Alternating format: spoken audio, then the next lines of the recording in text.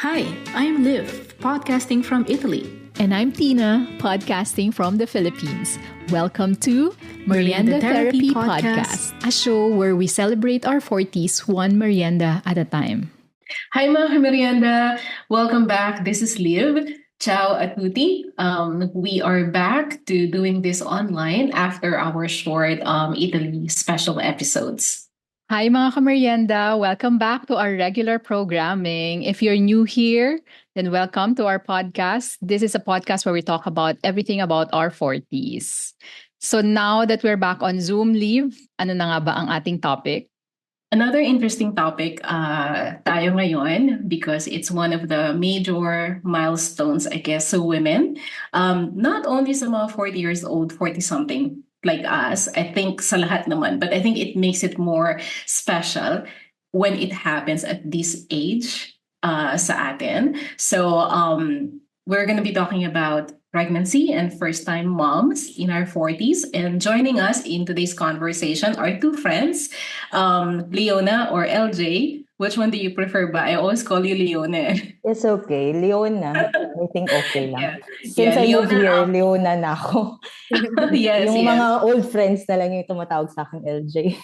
Oo nga. Kasi I find it really beautiful eh. Kaya kahit nasa Pilipinas, Leona. although I knew you as LJ, I insist on calling her Leona. Kasi Oo. parang ganda, Leona. Ganyan. Yeah. At saka So- very flexible siya. So, pwedeng mag-work as European name. So, Yes. okay na. Yeah, okay, sige. So Leona is our 41-year-old first-time mom. 42 na ako. 42 na pala, sorry naman, 42 discount. na ako. 42-year-old Thank you. first-time mom to her very cute 1-year-old, 2 years old na si Elisa, right? So she used to live in Singapore and that's how we knew each other. And she moved to Berlin back in, when was that? 2019. 2019. Yeah, so she's been there a good number of years now. Welcome to Meryenda Therapy, Leona. Thank you. I'm so happy to be Welcome, here. Leona. Isang bati naman ng German dyan, ng Deutsch. Hello. Guten Tag. Guten Tag. Ano yun? Good day. Good afternoon. day. Good Good day. day. Okay. Guten Okay. Tag. Yes. It's middle of the day today, so Guten Tag. Yeah, Vielleicht merienda. Guten Abend sa nasa Asia kasi gabi na. So, Yes. Our second guest is from Asia, from Manila, from the city of Cainta, Shineth. Is also province first- of Rizal. Province nga pala of Rizal. Mom to 20 months old baby girl Shiloh. So magtutu na rin pala. Parehas lang kayo. Halos parehas lang yung journey nyo 41-year-old Shineth.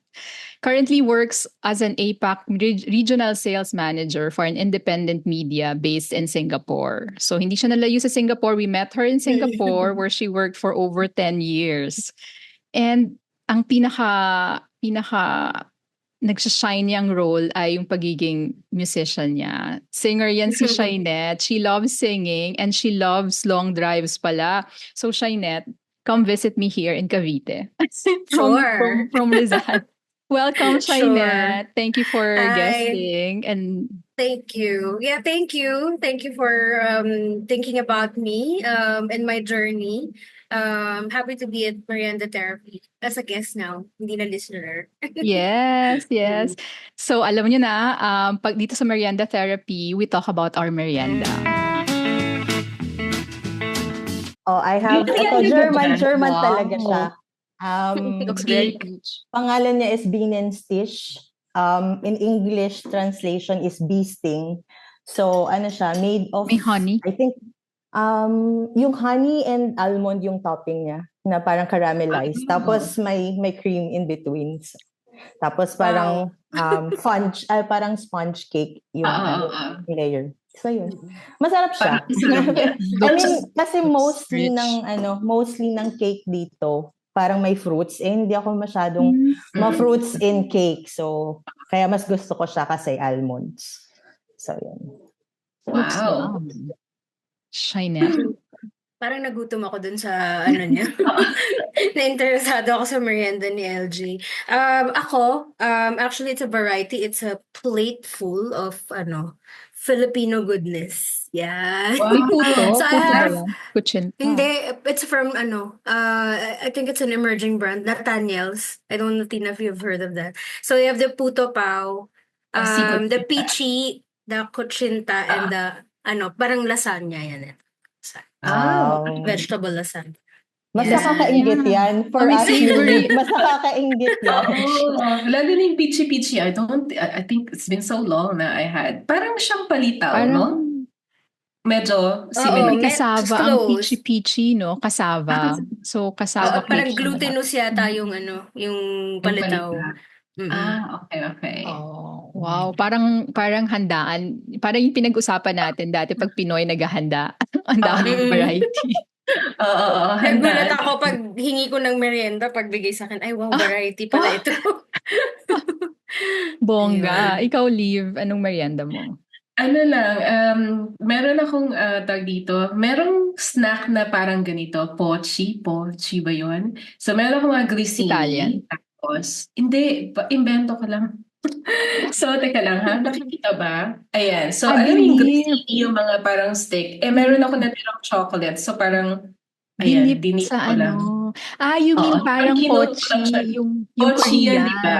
Oo, oo. Yung nabibili sa, ayun, sa Yung mga, sa nakabox. Daiso, so marami din yun eh. Tapos may mga iba-ibang flavor. Ayan, so Yeah. yung bibigyan ako ngayon sa pati.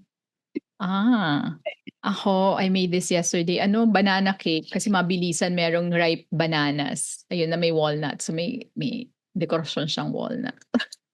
Okay. So, Masasarap ako rin ngayon. para sa masarap na usapan.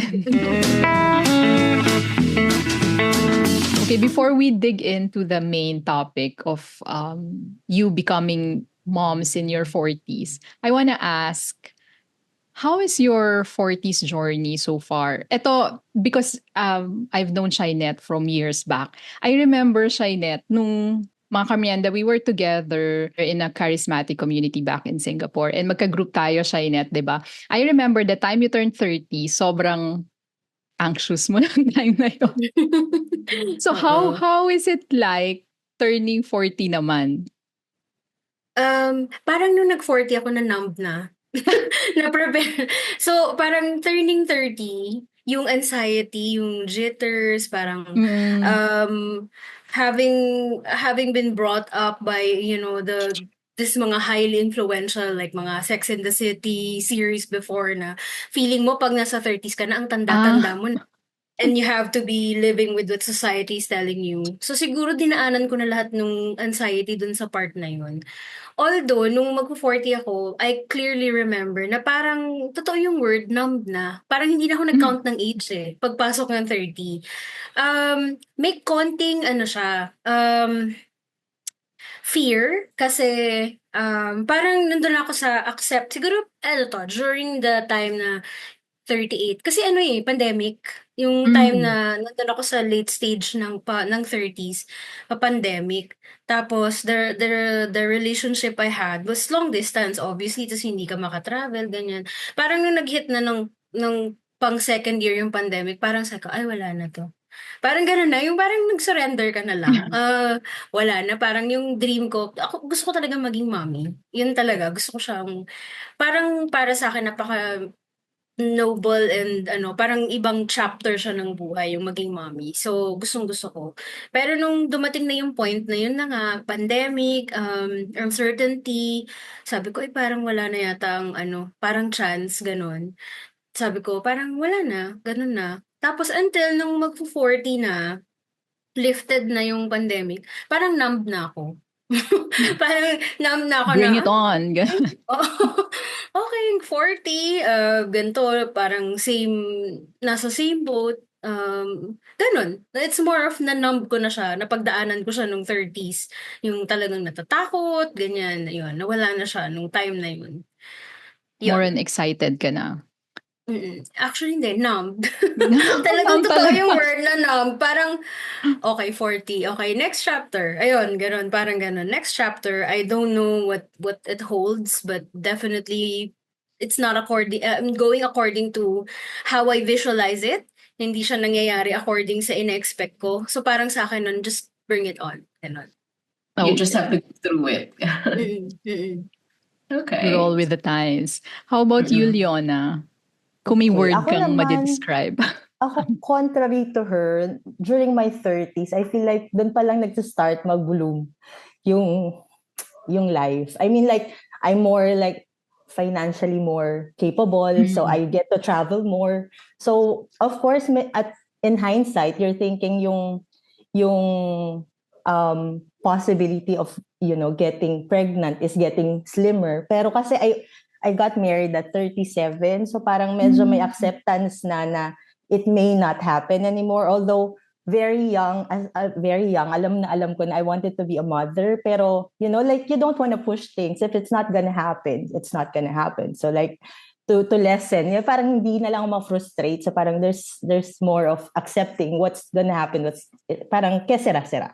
Like, so, turning 40, it's not so much of a big deal. I feel like, parang hindi ka na masyadong conscious, like, what would people say, or you're just like so happy, like you're more content. I would say there's a lot of self-awareness that you don't get bothered so much like what society dictates. And like maybe when you're 20s, especially with social media now, it's more scary because there's a lot of comparison, there's a lot of standard, so to say, that you have to meet. But I feel like when you reach a certain age, like 40s, like, okay, I don't really care so much anymore. Parang So, kiber, ano na siya? yeah, parang ganun. Kiber. Parang I've lived a certain part of life that I feel like, okay, I've lived good enough. I think I've learned quite a good chunk of life experience. So, medyo okay na. So, ganun.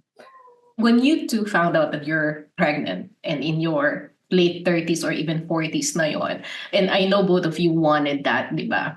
You mentioned that earlier. Pero did it parang make you think na, 40 na ako? Was that part of whatever? I'm sure you thought about a lot of things, but was age a part of that, Shineth? I'd say I give up a lot of things when I found out that I was pregnant. So, nasa in-between transition pa ako talaga niyan. So, I just found out that I'll be retrenched from my job in Singapore. And then there was an ongoing plan for me to move and follow my brother in Australia. So, parang na-plancha ko na yung gagawin ko, ganun yung magsusunod ako sa kanya, ganyan. I'll be technically accepting an offer from another client. So parang okay na okay. Tapos, the thing with me is it's not really planned. And at the same time, late ko siya na find out. Parang, napatapos na yung first trimester. 10 weeks na. Oo. So, akala ko talaga I was sick. Sabi ko pa, parang pinag-pray ko pa nun, Lord, bakit kung kailan mawawalan ako ng work, tsaka pa ako nagkaroon ng matinding sickness. So, dinadiagnose ko na yung sarili ko kasi talaga yung nausea, nahirapan ako. Ang swerte ni LJ, hindi siya masyado nahirapan sa pregnancy. Ako nahirapan ako. Grabe yung nausea. Maraming time na nagsastop ako sa MRT ng Singapore. Hindi ko alam kung ano nangyayari sa akin. Talagang parang the world is moving, ganun. Anything na maamoy ko, parang alam mo yung parang bedridden. Sobra. Buti na lang that time. Sobra, oo. And immediately, so when I confirmed that I was still in Singapore, I called my OB.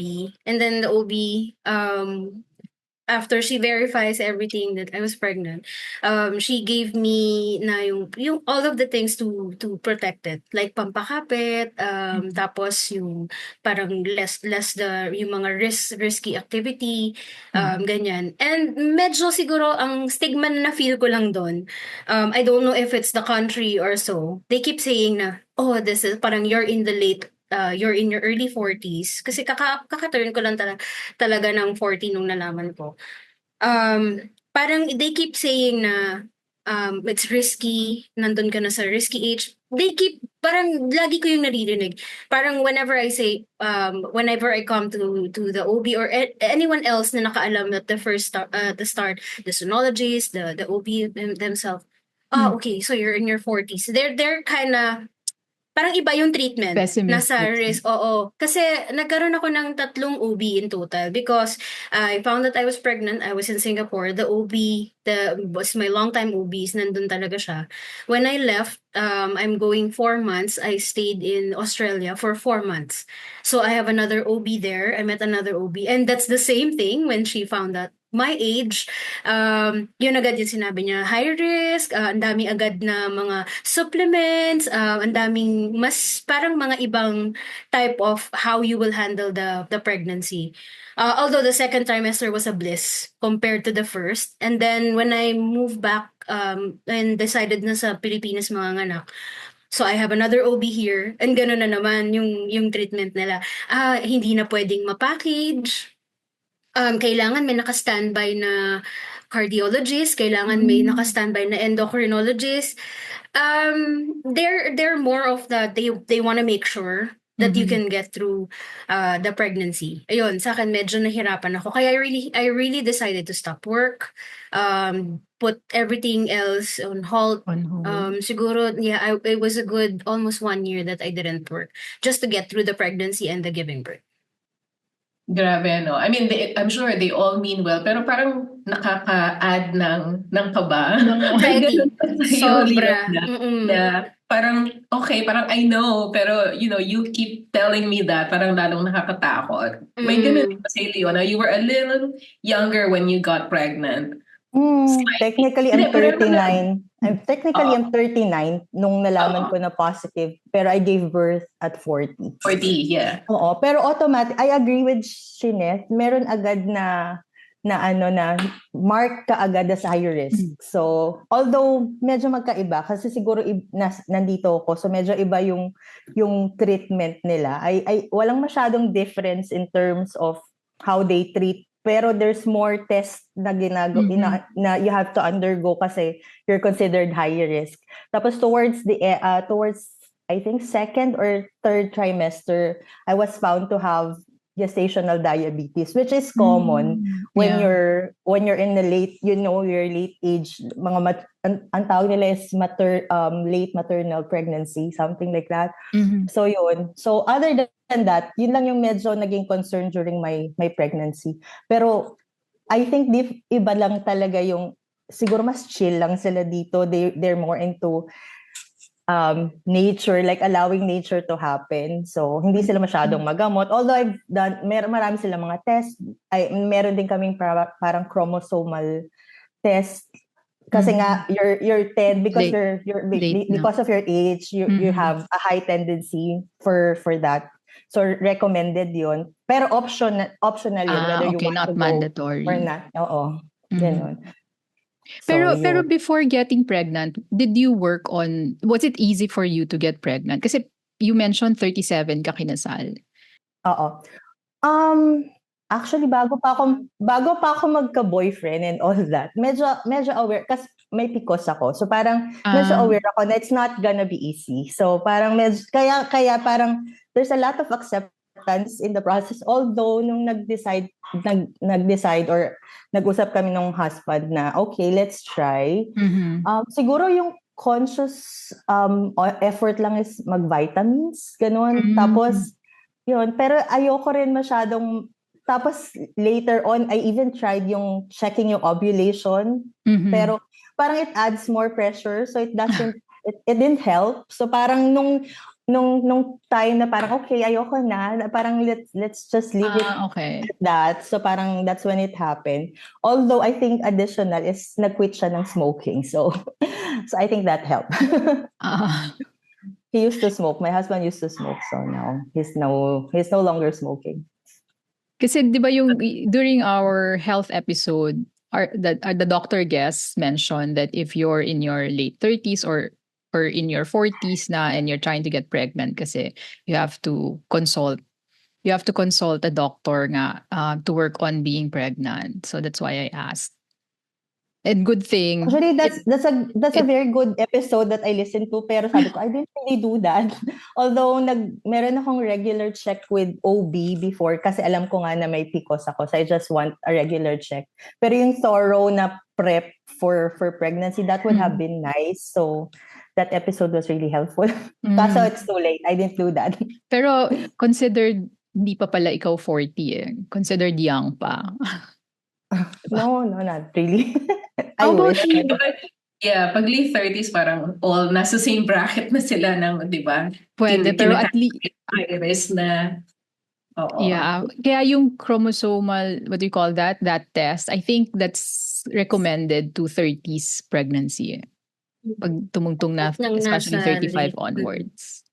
I Ikaw, think Liv. 35 onwards. Ano yan? Sorry. Ikaw, Liv, do you plan on having a baby? Yeah, it's one of the things that we talked about. Pero yun nga, parang kami nang aware na hindi man guarantee na mangyayari kasi nga at the based sa age. And minsan kahit na younger people, they have difficulty pa rin. So, pareho naman kami na we'll try, we'll see where it goes. Pero we also parang decided na up to a certain point lang kasi once you get to parang sobrang too late. Too late na, then mas marami ng risk. I mean, at this point, I think yun nga, di ba yung sabi ng mga doctors niya may risk na. So, parang pag later on, hindi pa rin, then we'll have to really reconsider kasi baka nga mas marami pang complications.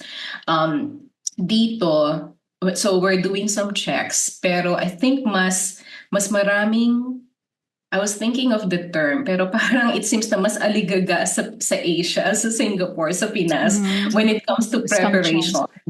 Oo, as in, ang dami, di ba, yung sinabi mo nga, Shineth. And even with our episode with Doc Myla, tapos yung mga kilala din natin, parang mas marami silang ginagawa sa Asia. Dito, hindi masyado. May mga tests na ni-recommend, and then yung nga, yung vaccine.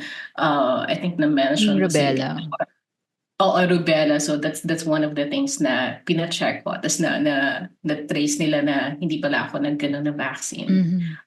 Then sabi nga mandatory yun before you even try. Tapos may parang waiting period kasi nagkukos talaga siya ng deformity. Deformity sa baby. So may mga parang check sila na must do before trying. Pero not so much sa mga gamot. Ganon. So I think yun na, parang siguro sa Germany. Medyo mas chill. Is it because a lot more people are getting pregnant late in life there in Europe? Common sa kanilang makakita ng late pregnancies than in Asia where a lot of young people are starting families? Siguro, I'm not too sure. I did ask yung isang doctor na pinuntahan namin. Kasi sabi ko nga, in Singapore, they do these checks before. Kasi syempre may mga check when yung you're blood, already pregnant. Blood compatibility. Parang may isang package sila. No, we don't do that here. Sabi ko, okay. Sabi niya, baka daw siguro has to do with genetics. Baka may mga I don't know, parang may mga high likelihood ng genetics incompatibility depende sa location. Sa race, baka daw ganun yung reason kung bakit it's not a thing here. So, hindi ko alam. Pero, yun. So, follow lang kung ano sabi ng doctor. Okay, kung kailangan gawin yan, edi hindi. Ganon. Interesting, no? Interesting na iba-iba rin ang ginagawa per region or per country. And yung attitude towards pregnancy, especially late pregnancies. Outside sa medical, sa mga doctors, friends, relatives na may na-face ba kayo parang dinidiscourage kayo kasi nga parang late na naku, huwag mo na itry, parang you're too old for that. May mga ganun ba kayo na-encounter? Siyempre, lalo na nung umuwi ako ng Pilipinas, hindi siya yung wag i-continue. It's just that parang lalo na yung mga, mas mga natin, tita, mami, ganyan, mas sila na parang, naku, napaka-risky, parang ganyan, bakit kasi late na, mga ganyan. Parang, yun, meron kang konting ganun na maririnig na risky and all that, and parang, think about it if you're gonna have kapatid pa or something, yung mga ganon. Just because they got too scared. Kasi kay Leona, di ba, you had gestational diabetes. Ako hindi, nagtumaas yung blood pressure ko. 26 weeks, napunta ako sa parang nag-overnight ako sa labor room. But not because I'm into labor, but they are monitoring kasi tumataas yung blood pressure. So, ayun. Pero, ayun naman, in God's grace, I would say, the, the- they monitor the blood pressure from that 26 weeks until the full term. And then when I was giving birth, walang ni isang pagtaas walang ni isang pag-spike ng blood pressure. So, ayun. Kaya lang, yun nga, after that, talagang nandun na tayo sa, yung ano mo na yung blood pressure. Kasi binigyan na nila ako ng maintenance na pang pregnancy. And then after nan, hindi mo siya pwedeng stop. So, continue. So maintenance Ganon. na. Oo. Nagkaroon ako ng ganon. Pero your delivery, was it normal? Or CS ka Stat CS. But nag-labor ako. Nag-labor ako for 8 hours. 8 hours. Bakit? And Ang then they tagal. decided na CS ka na. Because nag-break yung water bag, nag-dilate.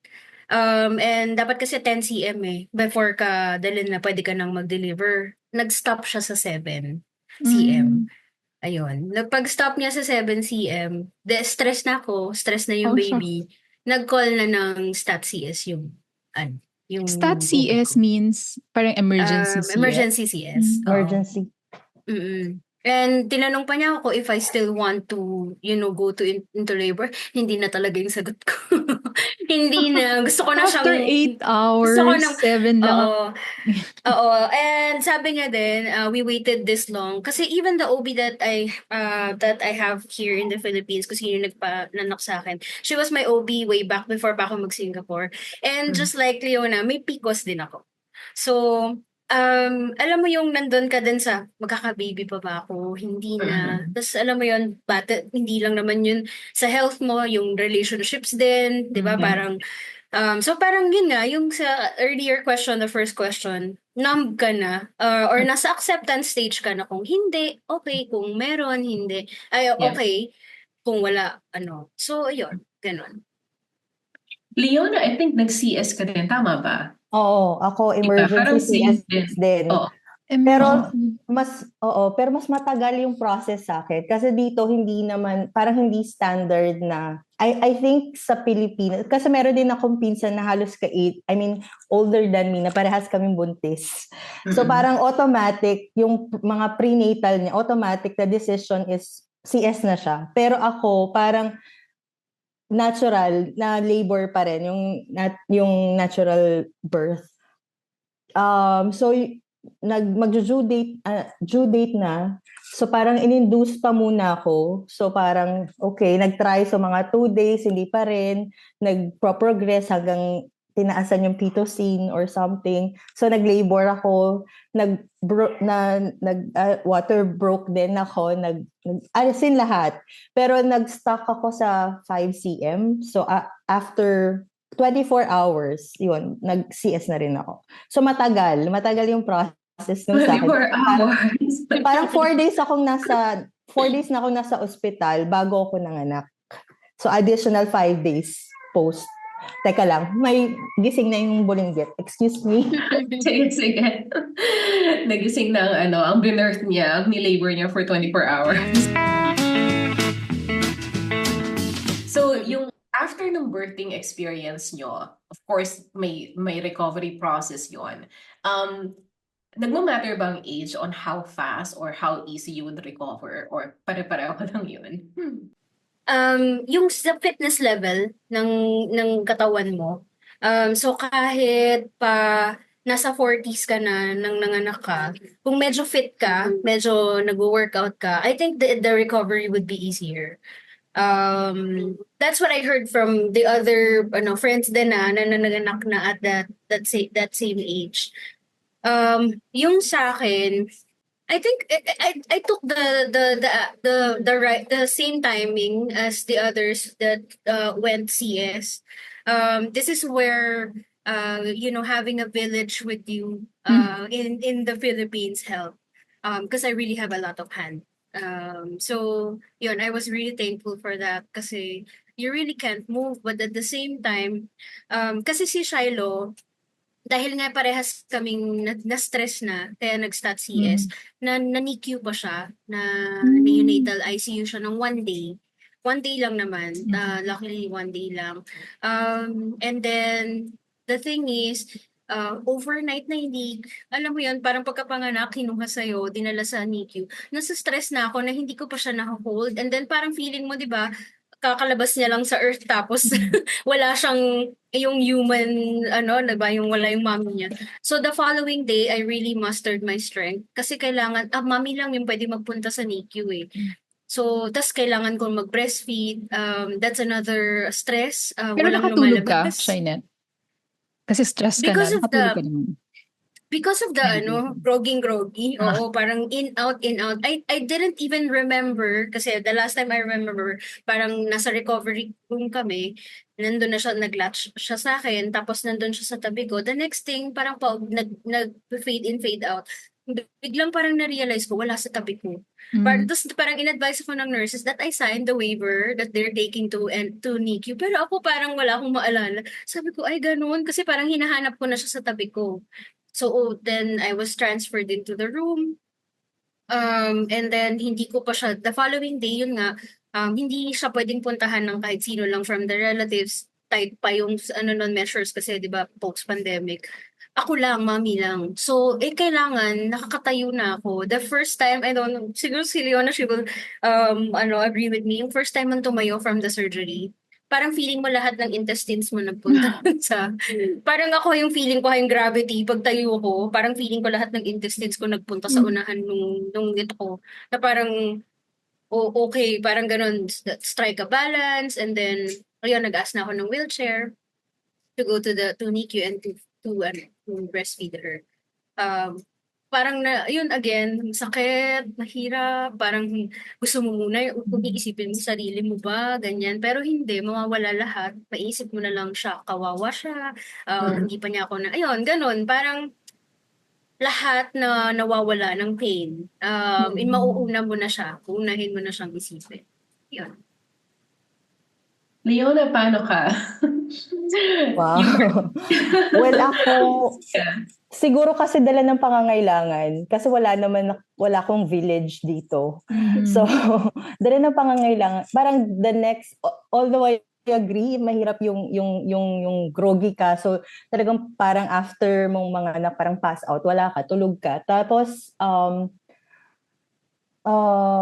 I think the next day, kasi kailangan niya magstay sa nursery for 1 day lang. The next day, naka-room in na siya sa akin. So, kaming dalawa na.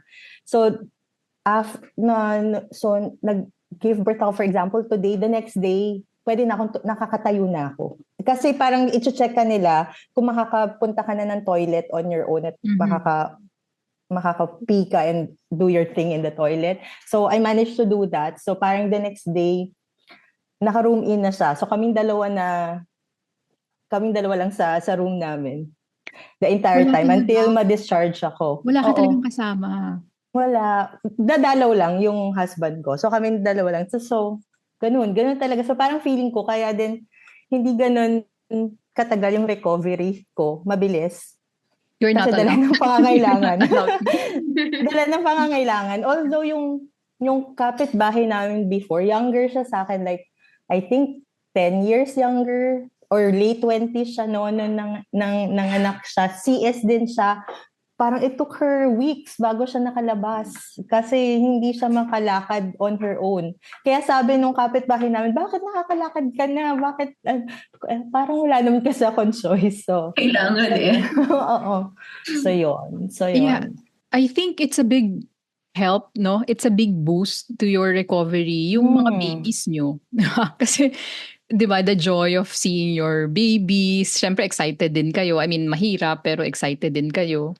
Kasi, yung leave yung myomectomy procedure ko is same like CS daw yon. Pero dahil wala naman akong baby, wala namang baby lumabas sa akin. So parang nahirapan ako dun sa recovery. And when I think of CS, mga nanganganak ng CS, sabi ko, grabe, parang may baby pa silang aalagaan after and they quickly, yun nga, hold on to the baby, carry the baby. Hindi ko ma-imagine. Pero ang sabi sa akin kasi, the joy of seeing your baby And nandito, and the pain is just here. So siguro ganun yung sa inyo, nakatulong sa inyo sa recovery, no? Sa mga kwento nyo na kailangan. I think it's more of necessity. Kasi parang walang Necessity. Ako iba. din. More of Oo. necessity. Kasi I think yung nakikita ko sa movie before na parang the minute you saw the baby, you're like instantly in love. Parang hindi ganun kasi yung nangyari sa akin. Parang it took me a while. Parang okay, it's like a stranger, so I have to get to know her. Like parang ganun na parang it's not instant. I feel like for me personally, parang it's a growing love. It's not hindi siya yung parang I'm in love the minute I saw her. It's not like that. So parang more on your mental check na ano yung kailangan kong gawin, na parang what's next, what I need to prepare. Parang hindi masyado yung moment na parang you'll be sentimental until parang until a certain point na parang feeling mo, okay, medyo okay na ako. At ito na yung stage na where I'm at, na okay, medyo meron ka ng rhythm, how you do things. So yun, medyo dun mo na ma-feel na parang, parang ito na, I'm a mom. Parang, but it's not instant. At least for me, it's not instant.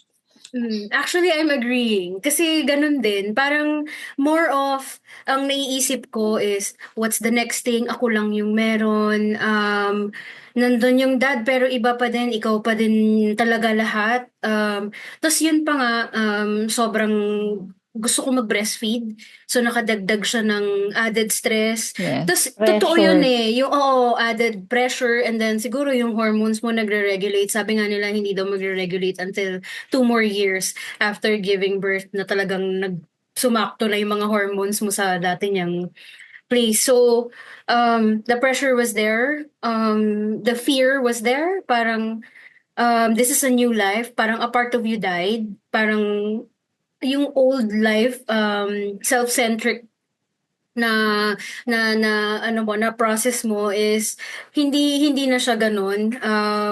Parang all of a sudden I can't just hold my phone or binge on my favorite TV show because everything revolves around her.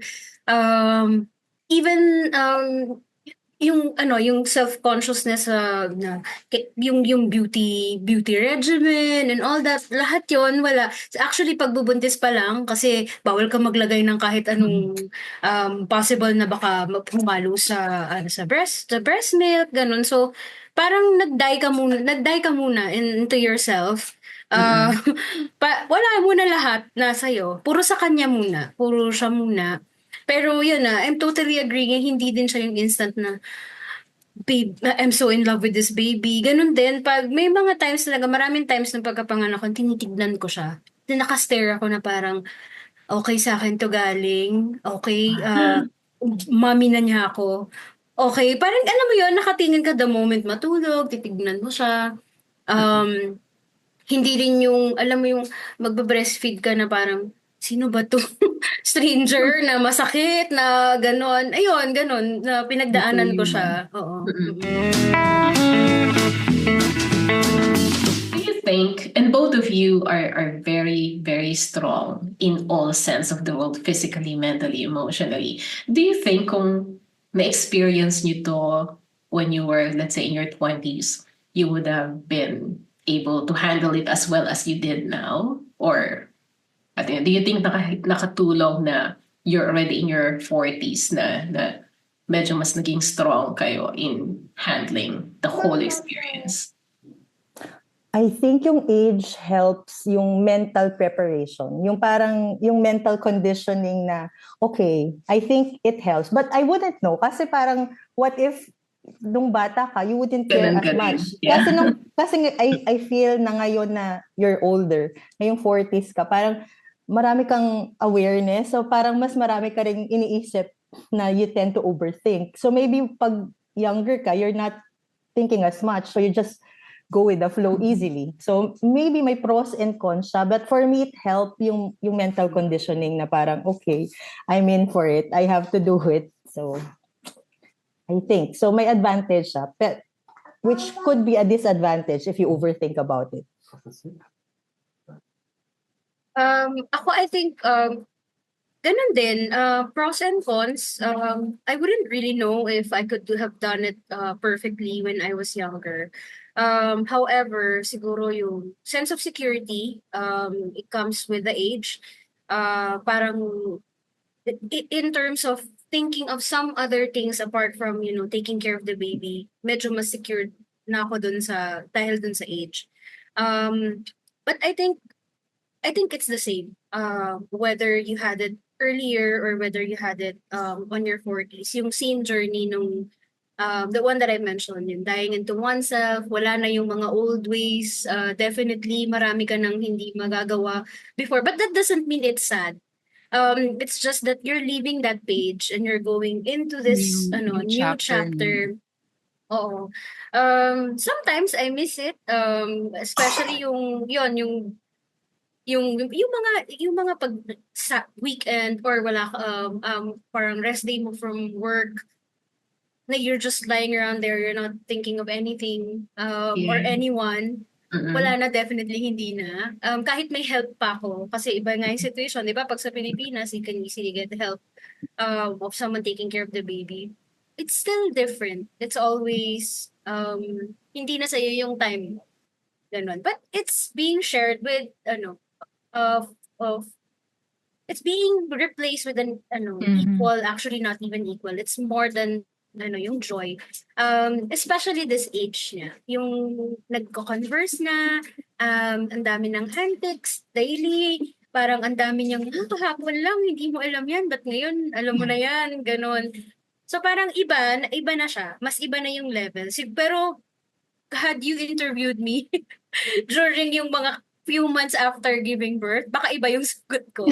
Kasi talagang, hormones and then, oo, tapos yung anxiety mo, ewan ko ha, especially counting before the first year, yung every month, and then, ang dami mong naiisip, yun, kalaban ko din talaga yun, overthinking, especially na nasa advanced age, laging naiisip ko lang, what if, 10 more years, and 10 more years, and then I'm nasa 50s, tapos siya 10 pa lang. Yung ganon, naiisip ko yung mga ganon, never ending. So, usually pag na-experience ko yung kina-quiet down ko na lang yung isip ko na, wala ka naman magagawa di ba? Parang in-entrust sa'yo na maging mommy ka at that age, then just fulfill the role. And for me, bahala na si God, di ba, after kung anong direction niya. Yeah, so now you both have settled in this role, no, as a mom, and you're in this new chapter. So kwentuhan niyo naman kami, how is a typical day for you like with your little one? Kasi Shineth, di ba remote work ka din? Oo. So sige, you go work, ahead. okay, sige. You Oo, work. so remote contingent ako. Sige, actually, ka-fifth month pa lang niya. Kasi it was already a pending offer. And I don't want it to pass. And also, yun nga, part of missing yourself. Parang, I would really miss working. Well, primarily, of course, I have to provide also, and there are things that I wanted to provide. There's also, partner naman is providing. But then it's also one way of me preserving myself. I have been providing for myself, and the things that I want in life. I'm used to having and holding my own money. So I think yun yung drive. And then I was very thankful that happened, that offer happened. Kasi it's a remote work. So I still get to spend time with her daily. Wala akong namimiss. Only a couple of hours when I'm really deep into working. Then I will miss certain. Pero technically, magkasama kami the entire day. So, ayun, it really makes a difference. Routine though, syempre it's changing. Nung nasa infancy stage, kahit mawala ako, hindi ako masyadong hinahanap. Ngayon, ang frequent ng business trip, marunong na siya ngayon ng sad na emotion. Whenever I say, Mama is gonna ride the airplane, she says sad. And then she will hug. So parang naiiba siya each time. Every month na umaalis ako ngayon, naiiba. Routine-wise, may naririnig ka ng sumisigaw ng mama outside the door and she knows where I'm working. So, so yun, may ganon, naiiba na siya. Pero routine namin, as much as possible, when it's time for me to be logged off from work, and then the time that she's awake, I have to dedicate it to her.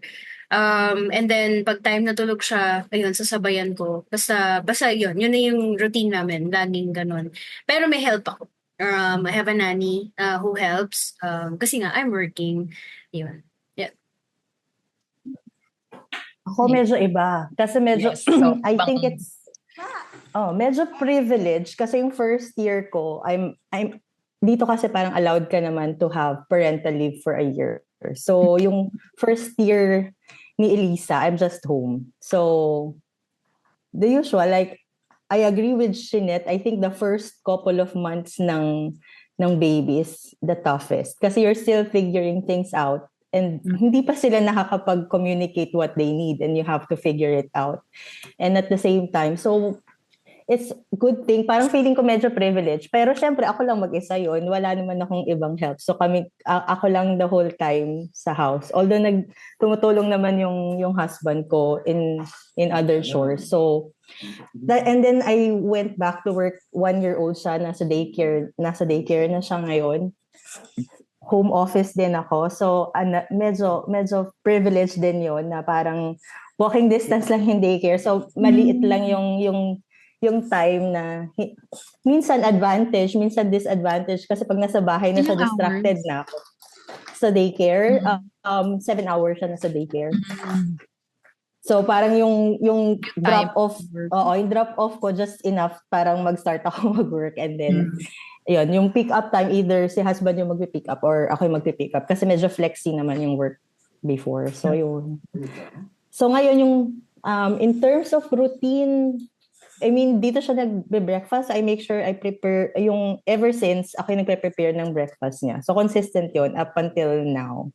So, yung lunch, doon na yun sa daycare. So, I think sa akin, I like it kasi nagkakaroon siya ng variation ng food. Kasi hindi ko yun magagawa every day na para iba-iba yung food na mape-prepare ko. So, I like it that way. So pagdating sa house, which is dinner, so light na lang yun, dito naman siya lumalaki. So, mostly bread lang or toast or some light snacks. Ganun lang. Tapos patutulogin siya. Medyo may routine kami na meron akong time, like before 8, around 8 tulog na siya kasi it helps us to have a routine kasi parang pag tulog na siya tsaka kagagawa ng other chores. Like, or yung time ko for myself na mag-phone or watch something. Pero yun nga, depende kung how you want to use that window of time, kung gusto mo na matulog or to catch up on some work. Ganon. Buti maaga pa lang natutulog, no? Pero did you experience that stage na gising sila buong gabi? Yung the usual story that we would hear from moms and parents. Ayokong sabihin kasi baka ma-hate ako kasi medyo maaga siyang natulog ng mahaba. So, kasi before, kasi may mga friends, nag-share kayo ng experience with friends. Like, I have also friends na meron din around her age. So, parang sabi nila, you have to wake up like every 4 hours if you feed.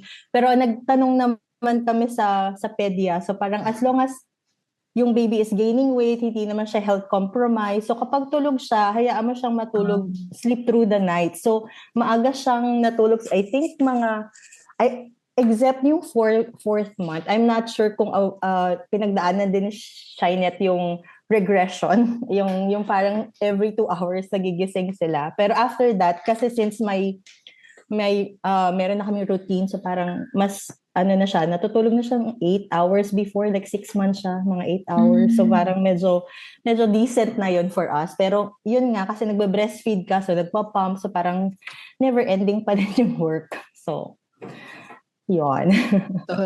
Short leave lang yung ganong puyatan. Para sa akin. So medyo swerte kami. So siguro dala ng pangangailangan din. So kailangan yung mag-adjust. Oo. So kawawa naman, medyo mga senior citizen yung nanay at tatay ko. So parang bigyan natin ng chance na mag-recover. I consider that as a blessing. Ang bilis niya nag-adapt sa circadian rhythm. Pag night tulog, pag day gising, maybe one time feeding, 1 to 2, worse na yung 2 beses kami mag-feed in a night. Oo.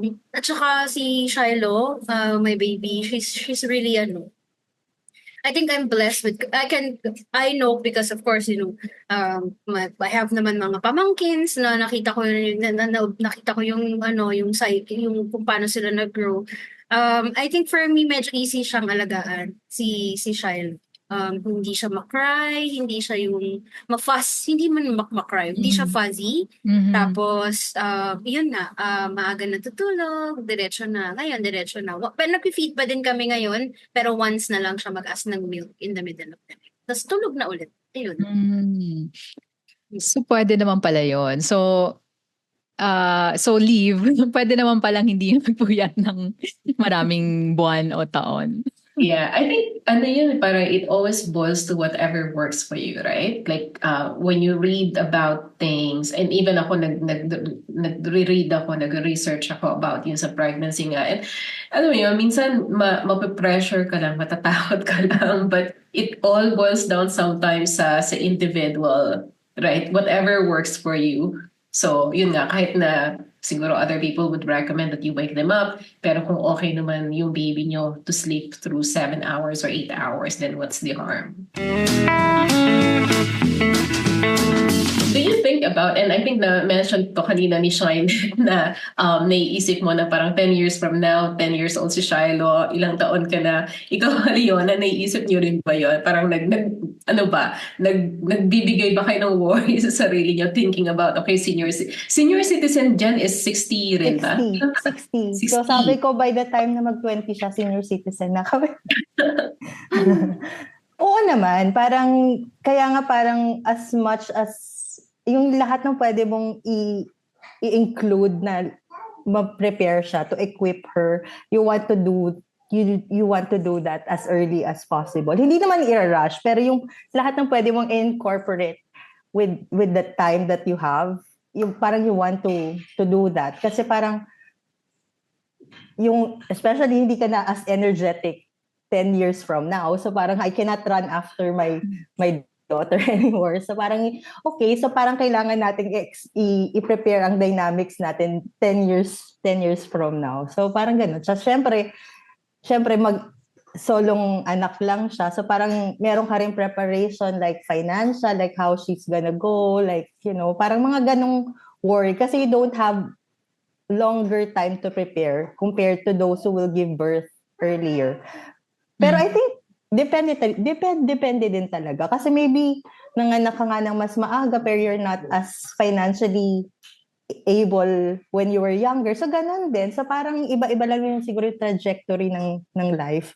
So you just have to do what you can in the given circumstance that you have. Parang ganun. Same din ba sa'yo sa Shineth? Ganun din. I totally agree. Lalo na yung financial preparations. And I think, although, it's a good thing that I have good friends that I can also ask for, not really advices, but to share, yung pour out na most of the time nag-anxiety. Parang yung anxiety levels ko naging 50 times higher than nung hindi pa ako mami. Syempre, di ba may mga different kang anxiety nung single, wala ka pang baby, ganyan. Tapos iba din pala siya nung naging mami ka na, parang na-multiply. Actually, hindi 50 times, but 100 times. Parang lahat ng anxiety ko, pag ine-evaluate ko siya, it's coming along. Parang you can trace it with yung fear ko na I want to live longer because I still want to be there for her. Wala naman tayong control, di ba? We'll never know. But yun, yung making good decisions about health. And I started working out. Medyo may tagal bago nakapag-start ulit ng working out because of the CS nga. Ang hirap, yung clearance ko matagal. Yun na yung nag-develop ka pa ng high blood pressure, ganun. So, siya, iba. Tapos, parang yung consciousness ko in getting her ready financially is also different. So, ayun. Kung yung mga makikinig dyan, pasok, mga mga life insurance. Oo, mga financial advisor. Kasi, when I was still single, siguro I entertained once. Merong isang policy, ganyan. Pero ngayon, parang Ako pa mismo Gusto nag-welcome ko pag mag-add. ina-approach ako. Oo, sige, parang let me have a look which one is feasible, which one will help her. Because, bottom line is just being realistic. You just want her to be ready just in case. Dahil nga, syempre, 'di ba, maswerte na ngayon yung nakaka-live ng 70, 'di ba? 70 years old plus sa generation natin. Yun. I just want to parang as much as possible whatever I can do to, equip her to get her ready. Yun. I'm doing that. Mhm. Narinig ko kanina si Leona mentioned na solong anak. So, talaga bang Oo, ano na yan. plano Conscious niyang solo decision na? na yun. Conscious decision na yun. Kasi Ayaw mo parang, nang ulitin ang wala experience. nang, siguro kung maybe 5 years ago, nung nabuntis ako, baka, I'll still be open. Pero kasi parang I don't want to be unfair dun sa magiging second baby or whatnot.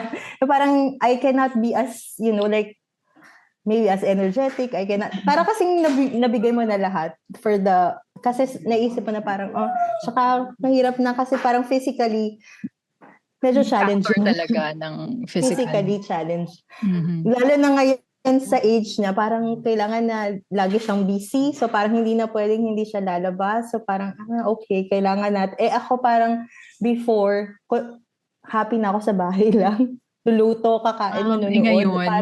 Ngayon parang You have to bring her out. oo, kailangan lalabas kami, parang kailangan meron siyang, although nagdi-daycare naman siya, pero for weekend kailangan namin lalabas at least makapag-playground siya or something na physical outside.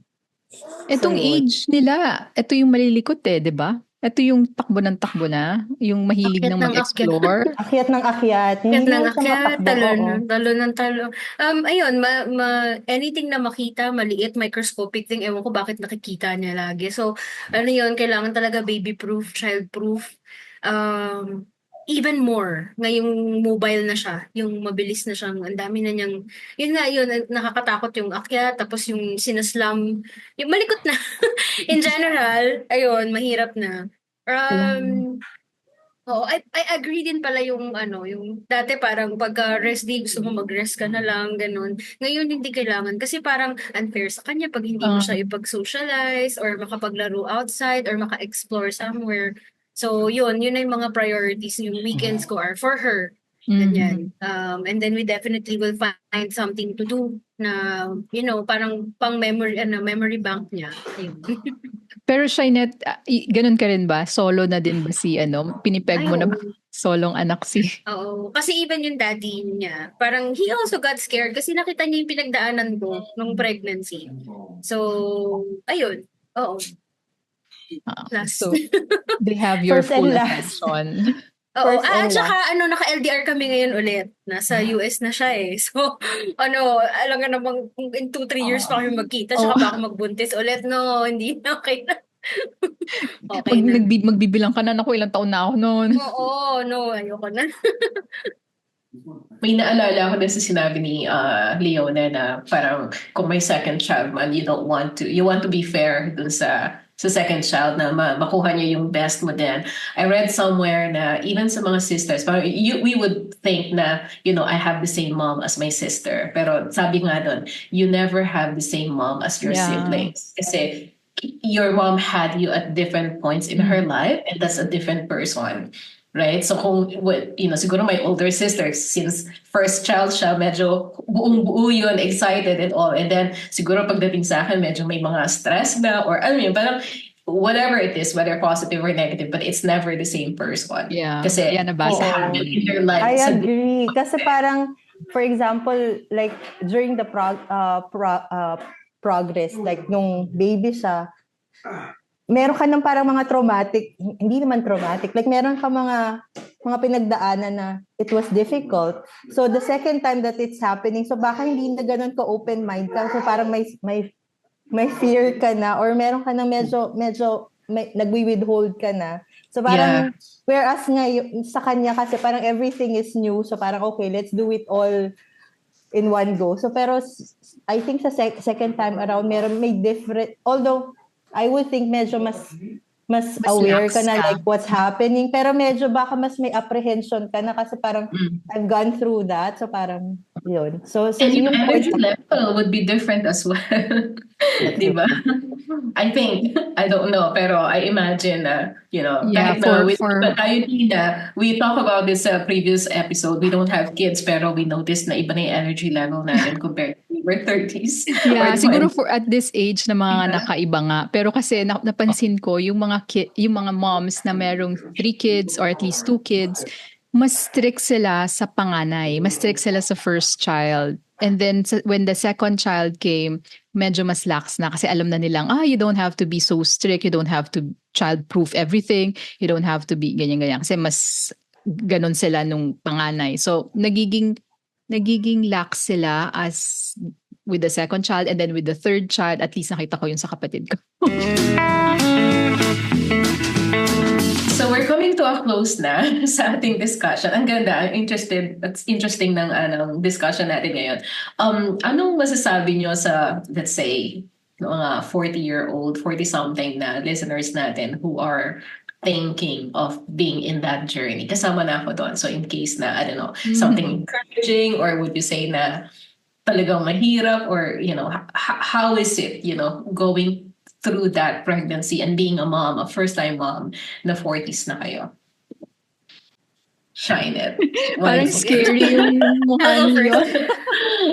Actually,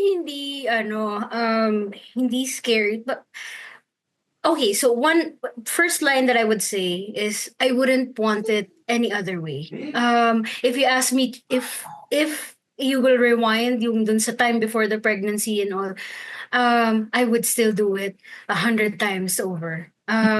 There are challenges, definitely. It's very life-changing. I would say again that phrase, a part of you will die, the old you will not be there. Parang when you birth someone, you're rebirthing yourself as well. Parang sabi ko nga, mas excited na ako ngayon sa birthday. Hindi na yung birthday ko na nilook forward ko. Birthday niya na parang feeling ko birthday ko din. Ganon. Because instead of me giving birth to her, she also gave birth to me. So the joy is very incomparable. I have never been this happy. But it's not instant. I would say that again. We've covered that earlier. It's not instant na pagkapanganak mo ang saya-saya mo na in the next. It's gonna be a roller coaster of emotion. But then if you're gonna summarize everything, at least for me, I'm summarizing the past 20 months. It's bliss. It's chaotic, but it's blissful. I find certain peace kapag when she's in my arms or when I'm smelling her. So my advice is go through it. If it's gonna happen, it's gonna happen. Actually, I mean I may be generalizing it, but majority of those that was on the same boat as I was, nahihirapan mag-conceive, nandun na sa late stage. The moment they stop trying, that's when it happens. And it's the same with me. The moment I stop na parang hindi ko na inisip kung mangyayari or dun siya nangyari. But it will also help to also be physically ready. It will help. When I lost weight, that's when it happens. Drastic loss of weight. Healthy living, yung parang pin-repair mo siya. Mentally, physically, when you were in that state, that's when it happens. And again, I wouldn't want it any other way. I would do it over and over again. Just do it. Yun talaga. There's no other way but to do it. Parang gano'n. Na parang, alam ko na parang there's a lot of concern. Kasi it comes with age. Mas marami ka nang iniisip. Pero I think the only way is just do it. And when it's meant to happen, it's going to happen. And katulad nga ng sabi ni Shineth earlier, nung nag-stop siyang pag-isipan yung pagbubuntis. Pag-agonize over things. Oo, the more... Ako din, ganun din. Same Kasi with nung you. before, nagmo-monitor pa ako. Tapos until after na parang... kaya even before, parang naisip ko na parang baka IVF will be a route, pero I don't want to go through the trouble. Baka mas frustrating kasi nag-effort ka ng bonggang-bongga. So parang, for me, just do it. yes, wait baby, mama still talking. Pinapalayas nila ako. And then siguro for me, ako being a mom now, hold on. Ayun. So, going back, sorry naman, Ayun, so na-interrupt. yun, just do it, gano'n. No, just do it lang. Tapos, ako naman, what I'm grateful for, parang akala ko na super strong ako, like super independent ako before I got married and I had kid.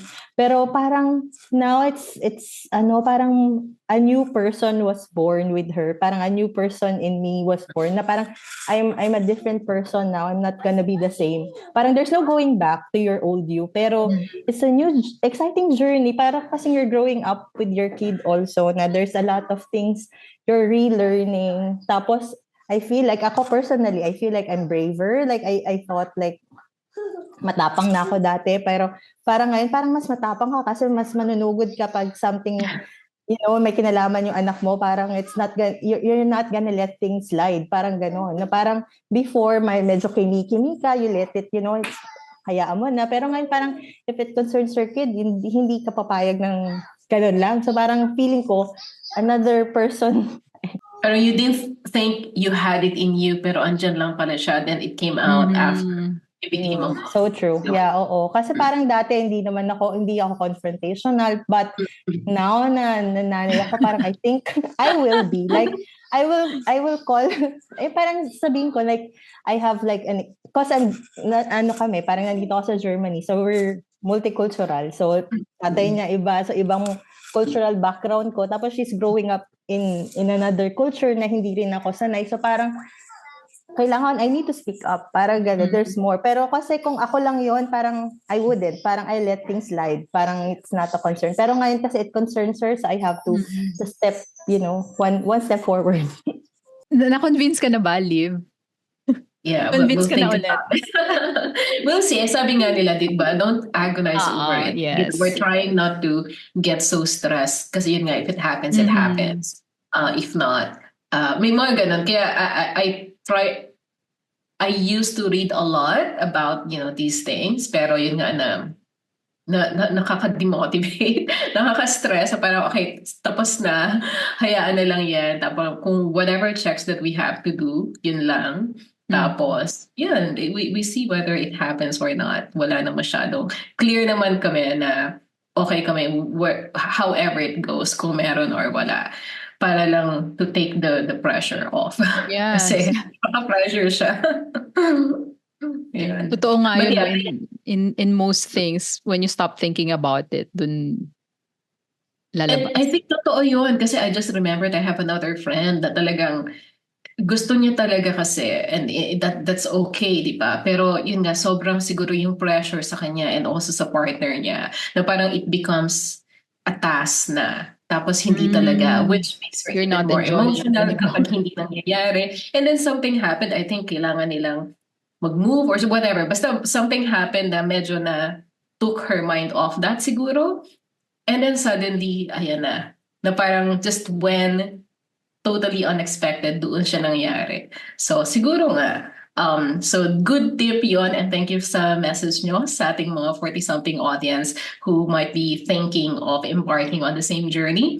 I think siguro ang common dito is yun nga, just do it. Don't overanalyze, don't agonize over things. Kasi, I mean, there are challenges in it, but I think no overpower naman siya ng positives. Tama ba? But, yes. But also Yes. with preparation, with ample preparation. Of course. Yeah. Of Yeah. course. Okay. Thank you so much, Leona and Thank you. for your time and sharing your journey as And being... showing us your baby. So cute. Yes, Yeah. yes. Babies. And ang second baby ni Shineth pala. Anong pangalan? Georgia. Georgia. Babae. Siya yung panganay actually. Mas nauna siya. Hindi ba siya nagsiselos? How old na ba ang si Georgia? Actually, besties na sila ngayon. Pero nung una hindi. Parang nagsaselo siya, hindi siya sanay na may human. Aga. A little. Ayun. Ngayon, besties na sila. Yeah. Wow. Yeah. So thank you so much sa time nyo and for joining our chikahan dito sa Meryenda Therapy. And to our audience, so this will be available sa ating YouTube, Spotify, and ano pa ba yung isa, Tina? Apple Podcasts. Yeah. Yes. And don't forget to follow us on Facebook and Instagram. And click the subscribe button if you haven't already. Yes. So again, thank you so much. Good night. I think nighttime na kay Shineth and guten tag kay Leona. Thank you both. Thank you mga ka-Meryenda. Thank you. Bye. Stay healthy. Bye.